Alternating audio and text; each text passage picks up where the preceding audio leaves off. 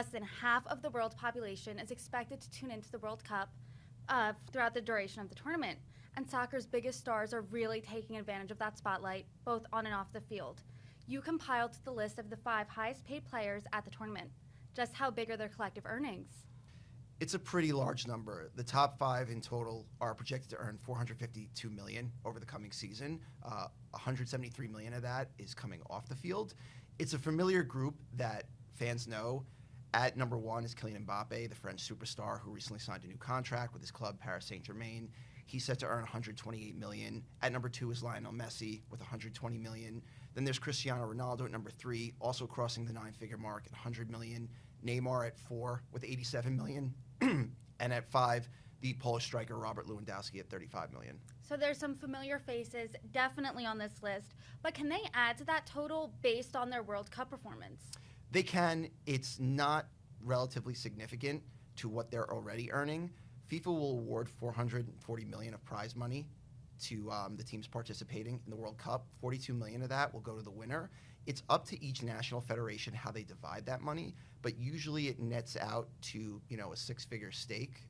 That's what happened at the last World Cup when France won. So compared to, earning $100 million or greater, that's really kind of a drop in the bucket. So can the World Cup make or break a player financially in terms of performance? Yeah.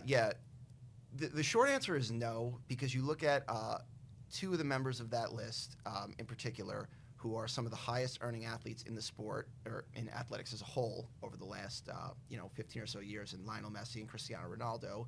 Neither has won a World Cup, and both are earning well over $100 million. In the case of Ronaldo, he's just at $100 million this year, but both have earned more than $1 billion in total in their career, counting their on-field and off-field earnings. The World Cup would be a huge boon to either one of their legacies. I mean, at this point, they've both won basically everything else. But it's not going to ruin them, and it's not going to stop any younger stars or new stars or stars kind of elsewhere in the sport from emerging to the top. I will say it can make their careers, even for the ones who are established. Industry insiders have projected that Lionel Messi, who's already making $55 million in endorsements annually, could see a 20% bump if he led Argentina to a World Cup.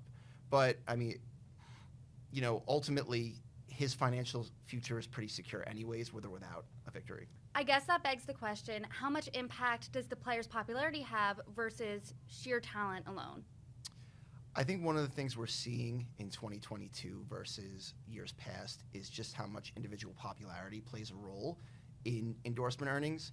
In the past, you kind of had to, put your money where your mouth is. Only the top stars in the game would be able to kind of really climb the endorsement rankings. But social media has been a complete game changer, where athletes essentially build in their own audiences. When you combine being the top players in that with strong social media presences, it creates an even higher potential.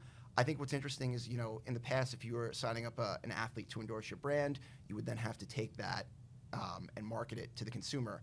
Now, if you, for example, shoot a Nike commercial like Cristiano Ronaldo did, he took that commercial and put it on an Instagram post to his 500 million Instagram followers. He's the most followed athlete on Instagram, or one of them at least, and having access to a 500 million person audience is just kind of almost incomparable elsewhere. I think that a lot of cases, soccer players aren't usually super focused on spending time on endorsements, so it just kind of highlights the fact that, the ones who are able to excel are really doing something incomparable. So let's take a step back here and talk about the World Cup as a whole. Why are brands so interested in this event in particular? It's like you said before, roughly half the world's population is expected to watch. And when you have that many eyeballs flocking to a certain event, it's always going to draw brand interest. It's financially competitive to get involved, and there's also other restrictions. Obviously, we saw what happened with Budweiser, where there's a ban on alcohol in the World Cup right now. So it's generally pretty financially competitive, and there are other reasons holding sponsors out.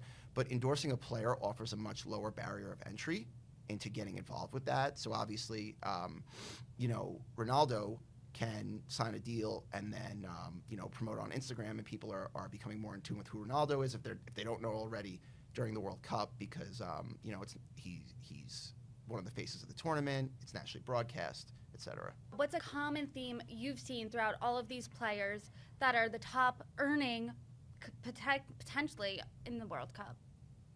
So what was interesting to me is that you've got 4 kind of in their prime established players and 1 kind of young up-and-coming superstar.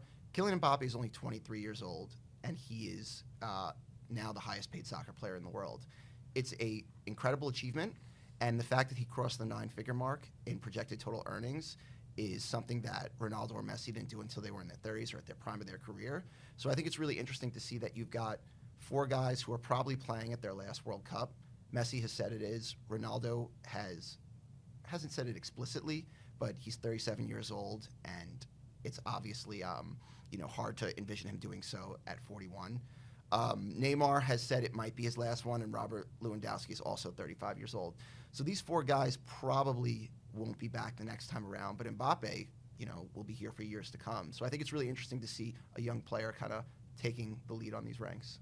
And Mbappe is only 23. The other players are 30 or older. So do you think, let's look in the future here, in 4 years, will this list trend younger? I don't necessarily know if it will trend younger, but I think, it certainly will be a very different looking list. I don't expect the earning power, especially off the field, of Ronaldo or Messi to go away, but frankly, what happens in any sport is when an athlete gets to a certain age, they can't command the kind of salaries they used to. In soccer, to be able to command those kind of salaries involves playing at some of the highest levels, whether that is in England, Germany, Italy, Spain. Famously, David Beckham at the end of his career came over to Major League Soccer and played. He got kind of a unique deal, but the money is in Europe at the top level. Maybe someone will overpay to bring in a star like that and raise the brand, but ultimately, I would expect their on-field earnings to decline the next time around when we're at the World Cup. So I don't necessarily know if there'll be a youth explosion. I know that Kylian Mbappe will probably still be on there if I were to venture a guess. Also, Erling Haaland, who is a Norwegian striker, plays for Manchester City, could be there. Norway didn't qualify for the World Cup. That's one of the reasons he's not there, but he was on our other highest paid soccer lists in the world.